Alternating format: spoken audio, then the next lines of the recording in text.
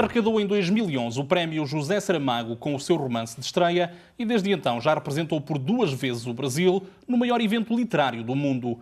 Com uma escrita despojada e limpa, a nossa interlocutora desta noite é uma das mais badaladas representantes da literatura brasileira contemporânea. Andréa Del Fuego, autora de Os Malaquias, é a convidada desta semana do TDM Entrevista. Antes de mais, muito boa noite. Obrigado, Andréa, por ter aceito este convite que foi dirigido pela TDM. Como é que Andréa Fátima dos Santos acaba por se celebrizar no Brasil e além fronteiras como Andréa Del Fuego? Porquê a escolha de um pseudónimo? Boa noite a todos, obrigada pelo convite. Meu nome de documento é Andréa Fátima dos Santos e Andréa Del Fuego surgiu antes mesmo de eu pensar em ser escritora e ter mesmo livros publicados.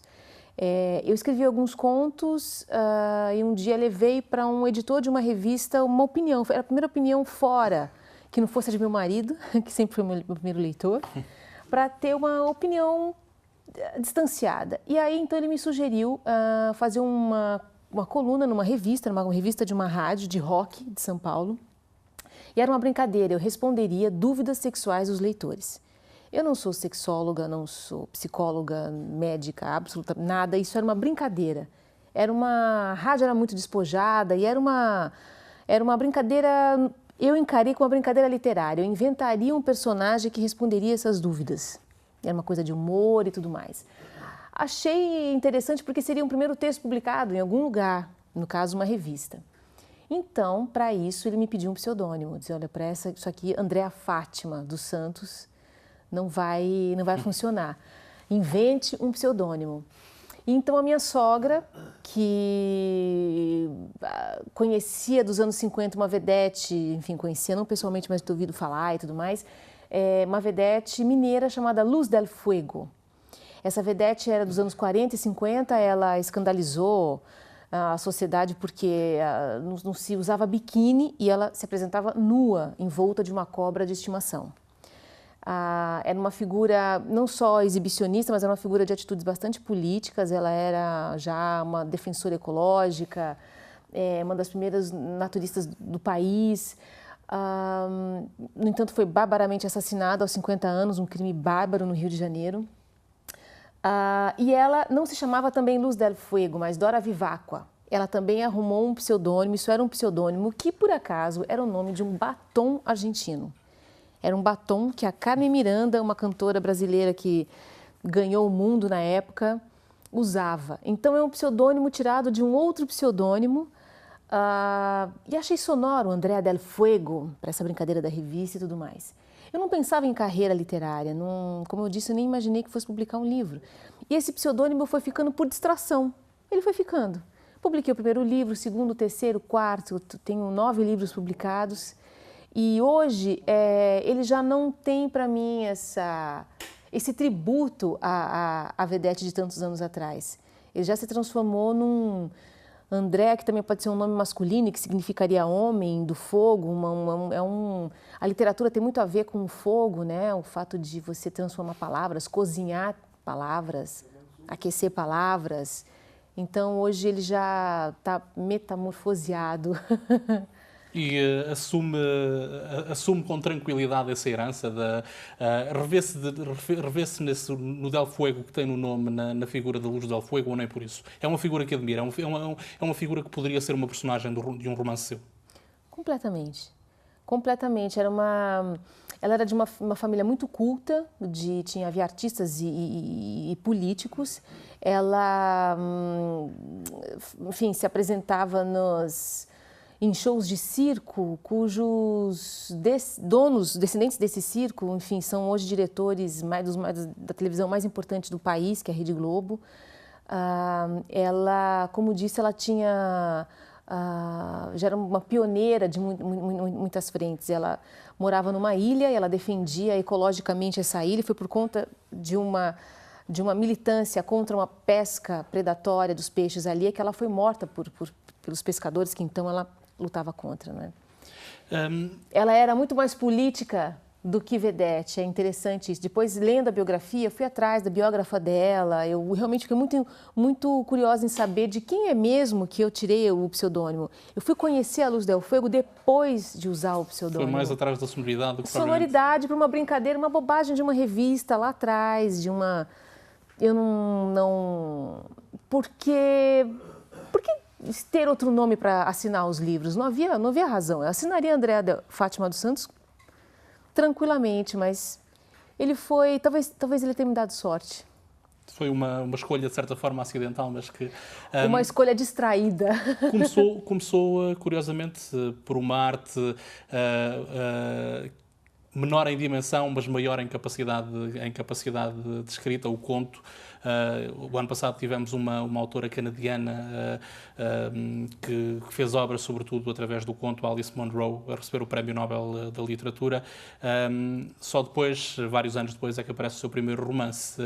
Porquê o conto e por que não aventurar-se desde logo de raiz em algo mais narrativo, com outra densidade? Eu nunca fui muito ambiciosa dentro da literatura, até fui ficando mais agora. Agora eu quero surpreender, ultrapassar aquilo que eu já escrevi. Mas no começo era uma escrita artesanal. Eu não aspirava a uma grande arte, pintar um grande quadro, uma grande cena.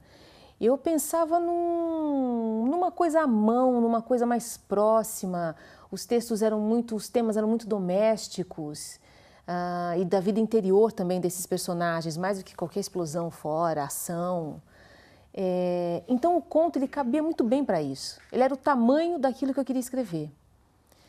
Mas não foi uma busca voo pelo conto, era o tamanho natural, espontâneo daquela prática de escrita, que não visava ainda nenhuma publicação, era uma escrita espontânea. E porquê contos eróticos?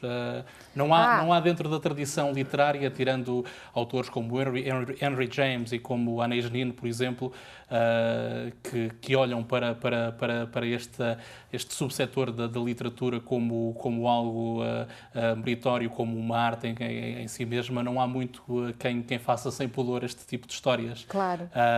Porquê os contos eróticos? Esses contos eram de uma produção desde a adolescência até mais ou menos os 20 e poucos anos, e ele não estava a serviço de uma excitação. Ele já era uma coisa estranha, esquisita e literária.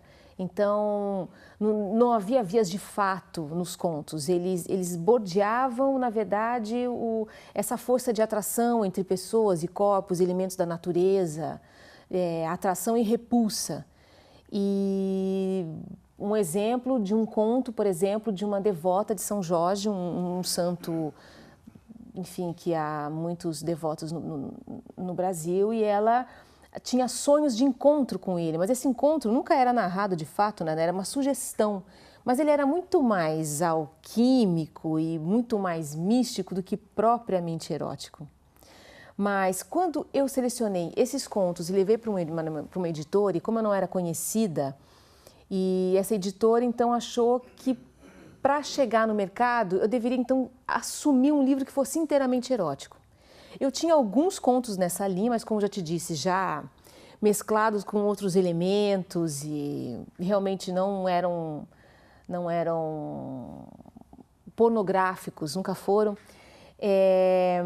Ao selecionar, eu não tinha contos suficientes para um livro de contos. E nesse mesmo momento, eu passei por um luto, que foi a morte da minha avó. Foi a primeira morte pela qual eu passei, né? O primeiro luto, uma coisa iniciática, uma coisa que se transforma, né?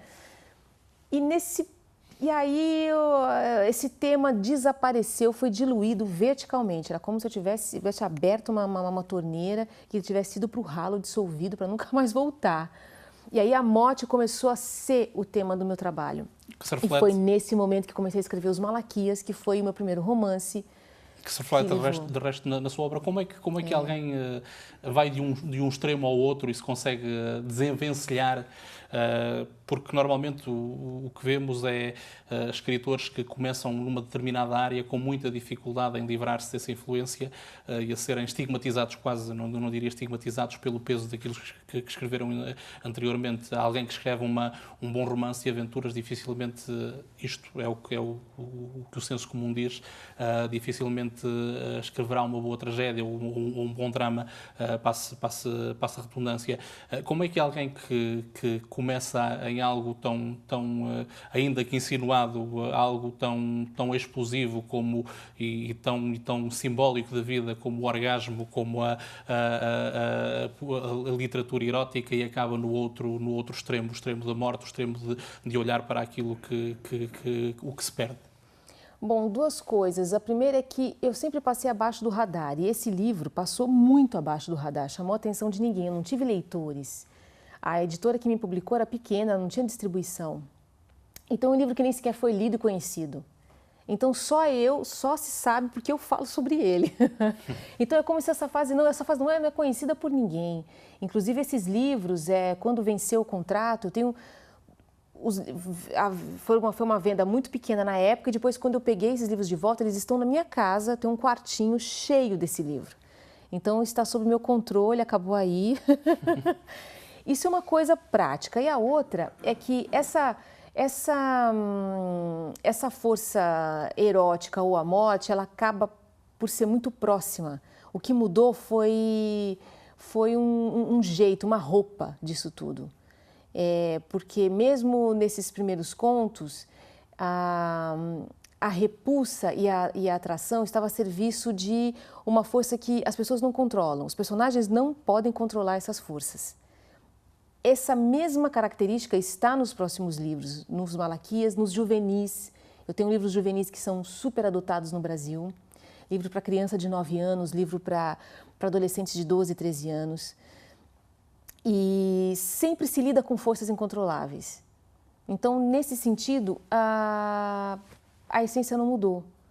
O que mudou foi a roupa com que essa força é colocada, como ela é colocada, quem está em jogo, quem não controla e que força é essa que não se controla. É com os Malaquias que as pessoas são levadas por uma correnteza. Os Malaquias, esses personagens, são levados, eles não têm controle sobre o destino. É uma ficção... Eles se deixam, inclusive, né? É uma ficção com traços autobiográficos do seu universo familiar. Desde logo, a premissa que dá origem à história. 3 irmãos que perdem os pais, algo que vive na mitologia da sua própria família. Sim. E a minha família, ela é de uma região de Minas Gerais, sul de Minas Gerais, e nem sequer é de uma cidade, nem sequer é de um arraial, é de uma casinha isolada num vale. E eles, então, como você disse, eles foram eletrocutados por um raio, eles foram cozidos por dentro, e numa mesma casa, na mesma tempestade, na mesma noite, e os filhos sobreviveram. Então, sempre foi uma questão um pouco até mágica de como esse raio escolhe o casal e não escolhe nenhum dos filhos, ou por que eles, não os outros. Tanto que até coloco uma explicação, na verdade, mágica, né, logo no começo do livro, de que os avós foram mortos porque no momento o coração estava aberto, as veias estavam abertas, e daí então, na verdade, fechadas, e por isso esse raio não se aterrou, não atravessou as veias do coração. Nas crianças que estavam abertas, esse raio atravessa a terra e não os mata, não os cozinha. O interessante é que o Brasil é um dos lugares com maior incidência de raios. E Minas Gerais é o lugar de maior incidência de raios no Brasil. Então, é o lugar com maior incidência de raios no mundo. É até estranho que não tenha muito mais casos. Até me impressiona. Mas tinha casos, eu me lembro de vacas que morriam, os bichos morriam bastante eletrocutados. A história foi convincente porque garantiu-lhe o prémio Saramago. Ainda convive bem com esta distinção? Ou como é que olha para este prémio José Saramago? Como uma bênção ou também como uma maldição? Uma espécie de pequena maldição? É uma bênção, não tem maldição nenhuma, não tem maldição alguma. É um aconchego, porque, como eu disse, não só no primeiro livro, quando eu ganhei o prêmio José Saramago, eu havia publicado acho que já 5 livros, não romances, mas juvenis e contos. e sempre abaixo do radar. Eu escrevia para amigos muito próximos. Eu tive, por exemplo, um dos meus livros foi uma edição artesanal de 107 exemplares. É uma edição que se esgota ali no bar onde a gente come pastel e toma cerveja, e ali esse é meu raio de alcance. Então, o Prêmio José Saramago foi um susto, um susto. Eu até, inclusive, acreditei mesmo no prêmio no dia que entrei naquele salão para ser apresentada para a imprensa, porque até então eu ainda desconfiava que eu era uma finalista e estava ali para cumprir um evento. De verdade, foi uma coisa... E isso levou os Malaquias para Portugal, e agora ele é traduzido em vários países. Agora no Brasil sou publicada por uma grande editora. Eu já publiquei depois um segundo livro chamado As Miniaturas, pós os Malaquias. E realmente é uma mudança, assim, abriram-se as portas. Falámos ainda assim de um primeiro romance. Não sente a responsabilidade, dizia que sente hoje mais um ímpeto de superação do que sentia, se calhar, quando começou a escrever. Sente o peso da responsabilidade, de certa forma, pelo facto de este ter sido o seu primeiro romance. Tem ficado cada vez mais leve. O segundo romance, ele é um romance, já não é mais um romance rural, ele tem uma prosa poética que passa mais por uma realidade urbana, e ele é menos suave, ele tem menos imagens místicas e universais. As Miniaturas Os Malaquias é um livro muito mais fechado, e esse segundo livro é um livro mais aberto, que dá margem a muitas interpretações. Eu quero dizer o seguinte, eu me arrisquei muito no segundo livro, passando para uma outra margem, para uma outra coisa. E foi um bocado de coragem isso, porque não foi um risco também? O melhor seria voltar para a roça. Não, utilizou uma palavra, eu vou utilizá-la também nesta minha questão. Nas últimas 2, 3 décadas, a literatura brasileira, a literatura contemporânea, tem sido sobretudo uma literatura urbana, tem sido sobretudo uma literatura de cidade, quase nos antípodas de algumas das obras que deram a conhecer a literatura brasileira na década de 50, na década de 60, quase nos antípodas de Jorge Amado, quase nos antípodas de Guimarães Rosa, de Graciliano Ramos, por exemplo. Este regresso aos ambientes rurais, à roça, como dizia, não foi um risco também da sua parte? Um romance de estreia passado no... Completamente. No Brasil ele foi bem recusado até que eu encontrasse uma editora. E qual era a justificativa? É um livro atrasado, um livro de um Brasil rural. Além do tema, ainda havia também a coisa do realismo mágico também, que a princípio seria uma linguagem já esgotada pelo boom da literatura latino-americana, né? Na época das ditaduras, Uruguai, Argentina, onde esses autores, como Cortázar, por exemplo, na Argentina, né, despontou, acho que foi um dos ícones, né, da literatura do realismo mágico, do realismo fantástico. Então, uma coisa que ninguém nem supõe, nem tem vontade. Não é uma coisa, que vontade de escrever realismo mágico, mas não vou porque foi superado. Mas realmente parecia mesmo um esgotamento, nem foi para isso. E eu segui uma necessidade que a história me pedia, esse tratamento. Escrever sobre os meus familiares e a partir de um desastre, eu só poderia ser poética, eu não haveria outro tratamento. Eu fui preenchendo aquilo que o livro pedia. Apesar de como diz, a linguagem que utiliza ser uma linguagem poética quase delirante nestes Malaquias, recorre também quase nos antípodas a frases muito curtas, uma linguagem muito depurada, muito limpa, quase que não há... comparando com outro grande autor brasileiro, Machado de Assis, quase que não há ali uma palavra a mais ou uma palavra a menos. Pelo que sei, o livro demorou 7 anos a ser escrito. Foi um livro ponderado, é uma escritora ponderada, é uma escritora que se lê e relê ela própria até encontrar a palavra certa. Sim, cada vez mais. Em contraposição ao primeiro momento da escrita, que foi esse primeiro livro, que a gente acabou de dizer que eu tenho ele todo estocado no meu quartinho, eu tinha muita ansiedade para publicar. Era como se eu precisasse provar para mim que eu poderia assumir um cotidiano de escrita, porque é um cotidiano de escrita. Você precisa planejar um cotidiano, um dia a dia para escrever. Não é assim, vou escrever e sento num cantinho, não. Você precisa preparar a sua vida para isso. Não é uma coisa tranquila e uma coisa fácil. E o primeiro livro resolveu isso. Ele materializou Conquistei um espaço interno para me dedicar finalmente a isso. Fui deixando de fazer o que eu fazia produção de comerciais de televisão, vivia disso. Fui me distanciando disso e me dedicando cada vez mais à escrita. E colaborava com revistas enquanto escrevia até e tal. Mas tinha essa ansiedade, digamos. Eu publiquei o primeiro livro de uma forma muito precoce. Literariamente, ele é muito precoce. É um livro razoável, não é um bom livro. Tem coisas que hoje eu publicaria de 12 contos, eu publicaria 2 contos, dali 3, e reescreveria muito esses 2 ou 3. Por que razão? Por vergonha ou por não se rever naquilo que escreveu?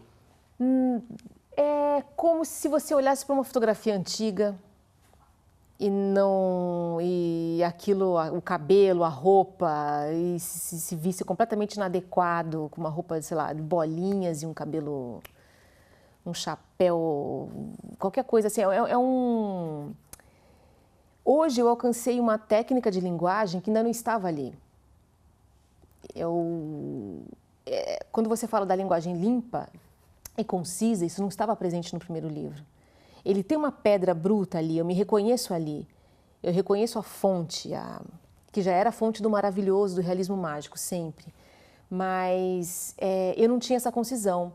E a concisão é o que dá força para essa linguagem. Então, a minha tendência era misturar realismo mágico com prosa poética. Isso era um melê, assim, isso dava uma... Eram muitos sabores no mesmo prato. Pato assado com chantilly, sorvete, tudo junto. Andréa Del Fuego, leitora, espelha-se de alguma forma na Andréa Del Fuego, escritora? Há influências dos seus autores favoritos, dos seus autores preferidos ou das leituras que faz naquilo que escreve? Por incrível que pareça, não. O tipo de literatura que eu faço não é o tipo de literatura que eu procuro para ler. E que são os que o que mais me... Vou dar um exemplo, que até hoje de manhã estava lembrando disso com um colega na Escola Portuguesa de Macau. Estávamos falando de autores para alunos e estava falando de Nabokov. 2 livros de Nabokov como Fogo Pálido e Lolita. Não há nada mais brutal e real do que aquilo. E eu acho impressionante um autor que consegue alcançar um nível de realidade, de verossimilhança num livro sem usar uma metáfora. Eu sou incapaz. Eu procuro quase o oposto. Quase o oposto. E esse oposto não é capaz de influenciar a minha escrita. Eu adoraria que ela influenciasse, mas não acontece. Nesse sentido, que livro é que tem agora na mesa de cabeceira, já agora? Olha, por acaso, eu encontrei num sebo, numa livraria de livros usados, eu moro do lado de uma livraria de livros usados, uma antologia de contos chineses da dinastia Tang e Sung.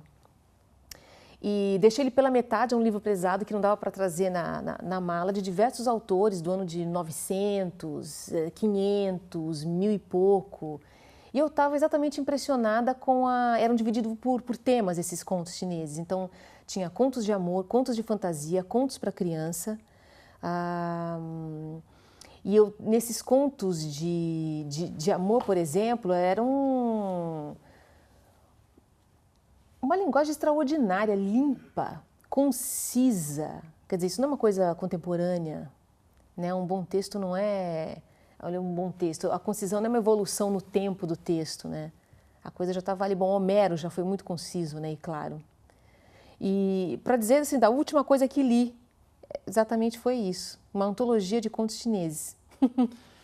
A literatura brasileira, falando de uma forma mais geral, a literatura brasileira contemporânea, já conseguiu sacudir a sombra de gigantes como Jorge Amado, por exemplo? Nunca ganhou o Prémio Nobel por ter sido injustiçado. É algo hoje adquirido sobretudo nos meios da lusofonia, mas de figuras... libertou-se deste jugo tutelar de Jorge Amado e de outras figuras como Guimarães Rosa, por exemplo, ou Ou ainda de certa forma, quando se olha para este Brasil contemporâneo, está lá a sombra de Jorge Amado e de outros autores? Olha, eu acho que essa busca pelos substitutos ou outros autores que fiquem ombreados a esses nomes, ao que eles alcançaram fora do país, é mais uma preocupação mercadológica. Eu falando por mim e por colegas autores, nós não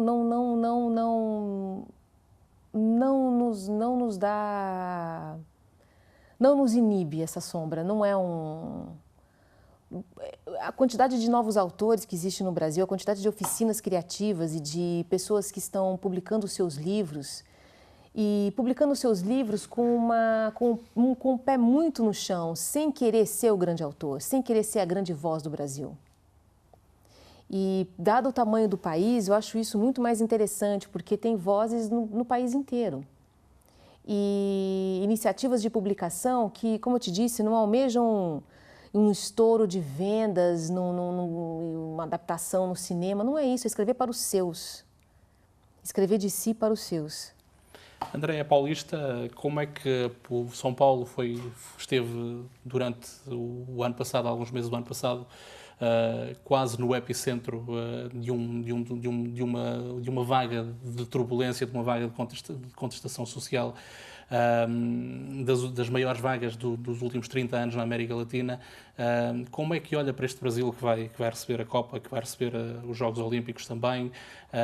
Estes protestos são a voz de um outro Brasil, de um Brasil que vai além da questão de futebol, do samba e do sol? É a voz de uma classe média que se incomoda com uma classe C que saiu da miséria. Esse é um dos pontos. Esse é um dos pontos. E há outro que nos últimos 10 anos, pessoas voltaram a estudar, pessoas saíram da miséria. Há muitos problemas, e não estou descartando esses problemas de jeito nenhum. Mas é como um filho que, de repente, cresce, conseguiu crescer e agora almeja o mundo. E é claro, agora se quer ser vistos à altura dessa nova condição. Então, por exemplo, uma grande população que conseguiu ter, por exemplo, primeiro o eletrodoméstico dentro de casa, uma certa dignidade dentro da sua casa, essa figura de repente agora quer consumir produtos culturais. Como é que ela vai fazer?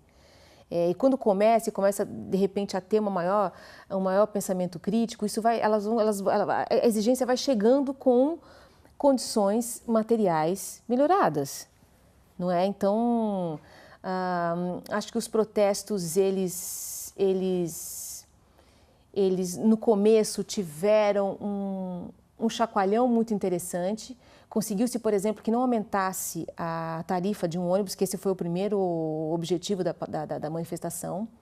E depois, logo no segundo ou terceiro momento, na mesma manifestação, tinham pessoas excludentes, como alguém a favor e contra o aborto, na mesma manifestação. E aí, de repente, todos tinham, na verdade, os seus posts de Facebook, só que com a sua plaquinha na grande avenida. E isso foi... Agora está ficando claro quem são, o que exatamente esses grupos tão diferentes buscam. E são desejos distintos, não é?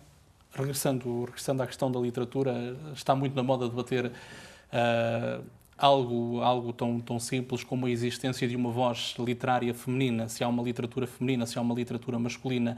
Faz sentido esta questão? Não faz. É como se a mulher, ela é um tema. É como se alguém que escrevesse sobre animais fizesse literatura veterinária. A mulher ou o homem é um tema da literatura, não há literatura feminina ou literatura masculina. Sendo muito rasa, a literatura ruim, ótima, e os graus de um para o outro.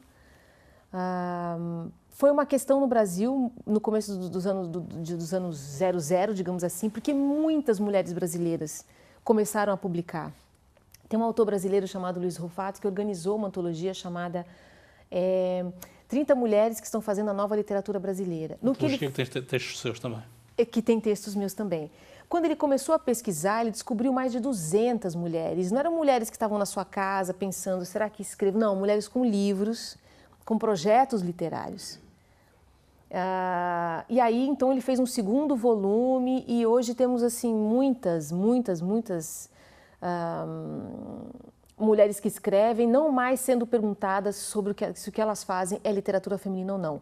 Mas nesse boom, de repente, quando surgiu tantas, assim, isso era uma questão. Era matéria de jornal, era pauta, éramos convidadas para eventos culturais para dizer qual era a diferença da nossa literatura para uma literatura normal, como se literatura feita por mulheres fosse um subgênero e tal. Mas aí depois você vai pesquisando isso e vendo qual que é a diferença, de repente era o tema que as mulheres poderiam escrever. Uma poeta como a Adélia Prado, por exemplo, que faz uma poesia transcendental, ela faz transcendência com fogão a lenha, com instrumentos de cozinha. Então, por isso é feminino, porque ela trata de um cotidiano mais próximo da mulher. Então, não... Eu acho que isso tem sido cada vez mais superado.